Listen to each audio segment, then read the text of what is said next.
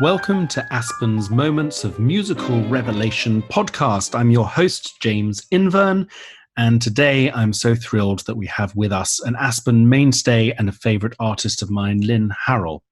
You heard him there in the finale of Beethoven's Piano Trio No. 6, Opus 70 No. 2, alongside distinguished colleagues Itzhak Perlman on violin, Vladimir Ashkenazy on piano, I'd expect no less, and that's from the wonderful Warner Classics recording Beethoven piano trios, and you can hear more of that at the end of the show. Lynn has an amazing moment of musical revelation that he shared with us. So you were a young man. How old? 8 did you tell me you were? 12 at the most. 12. And you were in Aspen with this, fascinating thing that you were in Aspen and your father, who was a very famous baritone, great Met singer, of course, came out to do Die Winterreise to the Aspen crowd where he was very well loved because he was a founding artist there. And you were sitting there knowing nothing about this song cycle, and you didn't even have a translation of the poems. And you're surrounded by a sold-out house, as you've told me, and he starts to sing. What did you, in this beautiful opera house we have in Aspen, the Wheeler Opera House, what was the impact that moment had on you? And what was the impact that you observed it having on everyone else? And are those two things connected? Yes, the vision comes to mind of being sucked in without being able to have any defense. A little bit like a small piece of dust into a vacuum cleaner. I got caught up with everyone else's response and mood. And I could hear from watching my dad sing and listening and watching Leonard Schuer, how he looked at my father and looked at the keyboard and the music, and that this was something they were doing together that had great, profound implications of communication. And the fact that the audience was so hushed, I took all of this in and started to subliminally realize that this is what music is about. Music is about a human being having the equipment to play an instrument or to sing and to bring something to a listener that enriches their life and enriches their psyche. Forgive me, but it sounds to me perhaps like it's a little more than that, and that is a lot. But Winterreise, of course, is a journey, and it is a dramatic progression. And that kind of concentration, surely, and I know you were only 12, but that kind of concentration is also about taking the audience on that journey with you, an artist being able to do that. So, which seems to me to be related to what you were saying in the sense of being able to bring everyone together around an instrument or a voice in this case, or a voice and an instrument actually. Mm-hmm. But then from there to be able to transmit some kind of emotional journey. And the fact that he was able to do that with you so sort of hypnotically and everyone else around when you didn't even know the poems, you didn't really... That's right. It was quite remarkable because there was Dad. He was going to sing a concert. And then this cycle started, and I think maybe one of the first ones that I sensed what was going on even without knowing what it was about was Erstarrung, where the piano represents the wind and the cold wind blowing in the snow. And also, I think, the first fast song. So it gripped my imagination, and suddenly he was no longer Dad. He was this prophet of communication, what he was doing. And it had a very strong kind of eerie effect on me. It's very interesting also because your father, best known as although perhaps it's not what he did most of, but best known today, best remembered today as a great opera singer at the Met and doing these really outsized roles, Jokana An and the German repertoire and so on. And Lieder is often considered to be about miniatures and about internalized emotion, which is very different from yelling out "Du bist verflucht" into the massive Yes. metropolitan opera house. And yet, the way you're describing that experience, those moments in the Wheeler Opera House on that afternoon or evening, I would guess, you're talking about something intensely dramatic. And I wonder if the very fact, and I know this was your first concert seeing your father, so you may not have had a huge basis for comparison back then. You've Yeah, been I did. involved in a fair few concerts since then, of course. But I wonder if the very fact that the form is so intense, and because it is a series of miniatures, everything is packed potentially with so much dramatic power that if you can just unlock it, if you can find a way to turn that key, then the impact can be as great as, any number of Gotterdammerungs.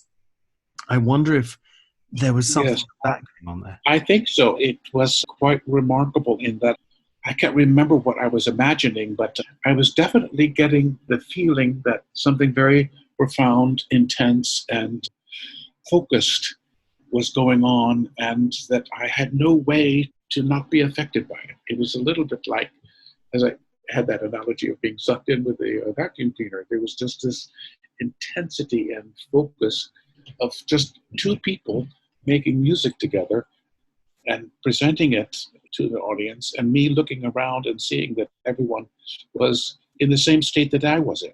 It's an incredibly powerful image, actually, being sucked in, like being sucked in by a vacuum cleaner. I mean, it's a very compelling image, and you instantly understand what you mean. And especially the Wheeler Opera House, which is not tiny, but it has a certain intimacy about it.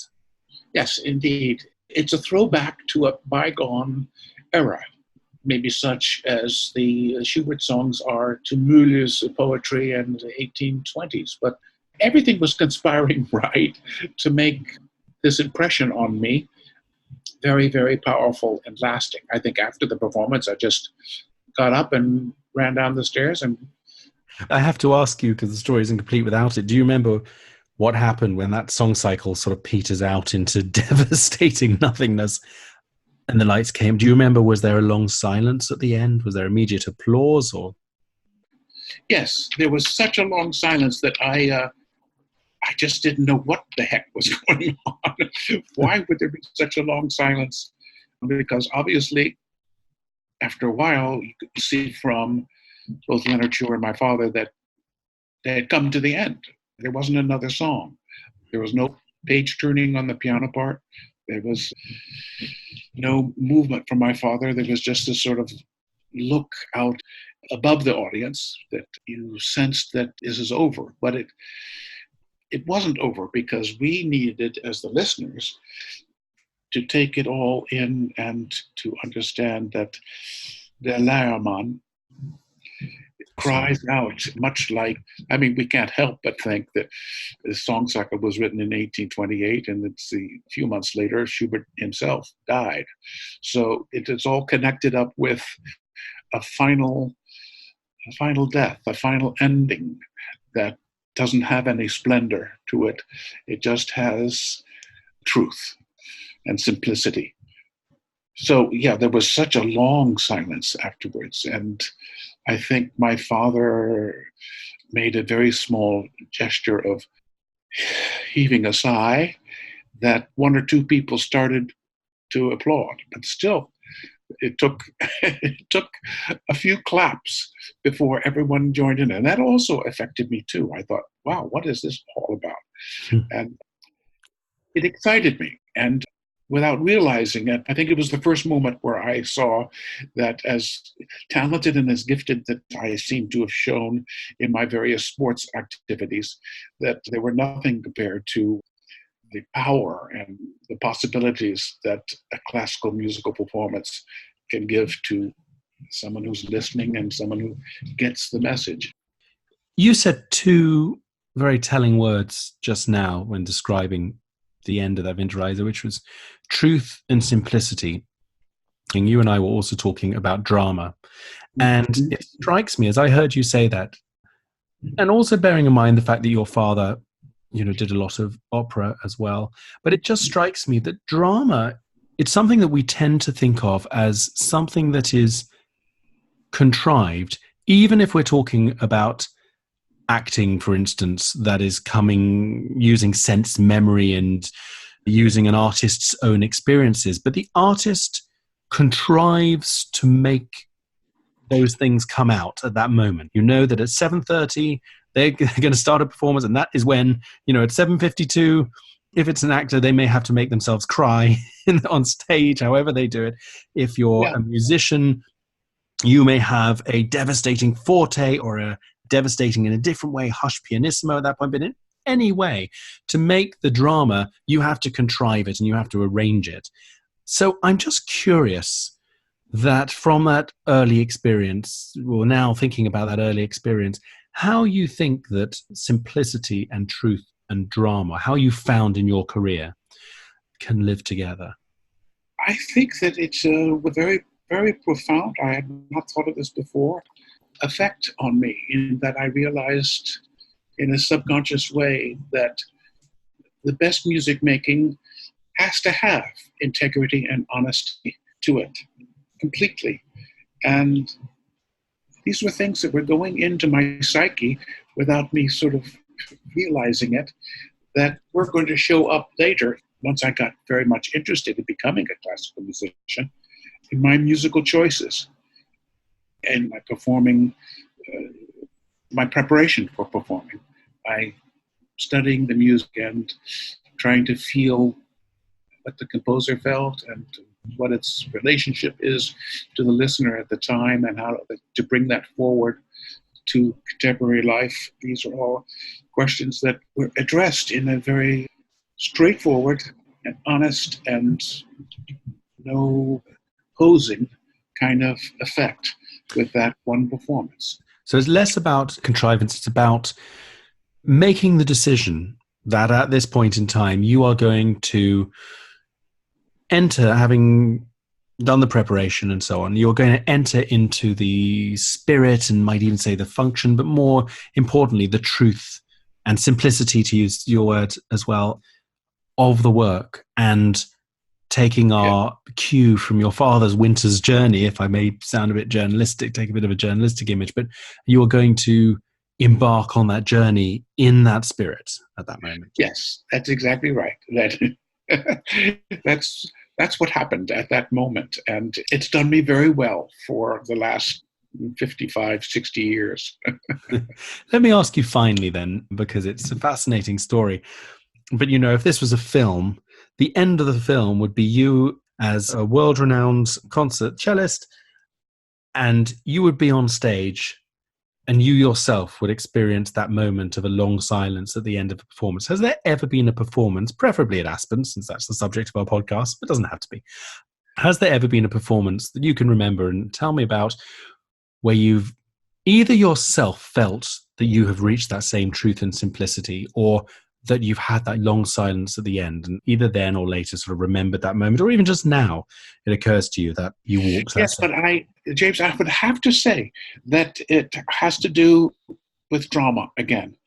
The day that Sadat, the president of Egypt, was assassinated, I had a concert that evening in Minneapolis with Neville Mariner, who was music director, of Ligeti Cello Concerto.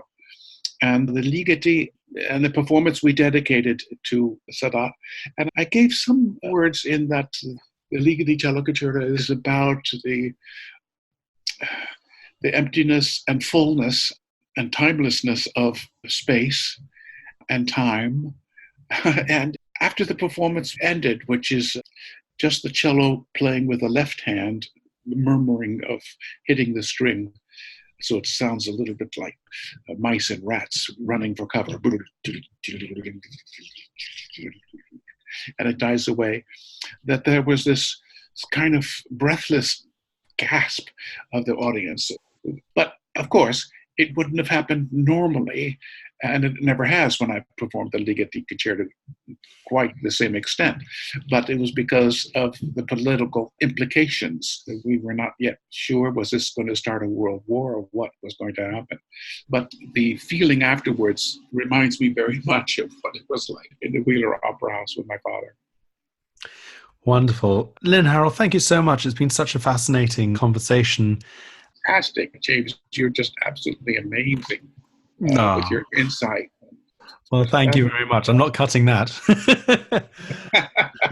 Okay, good. We all look forward to seeing you at Aspen again sometime soon, I hope.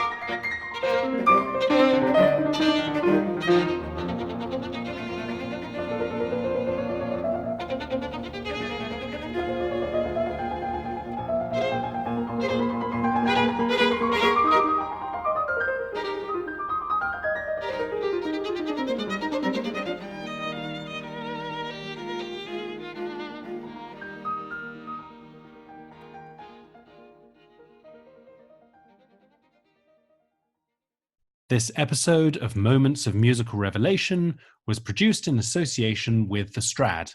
Editing was by Tim Burton.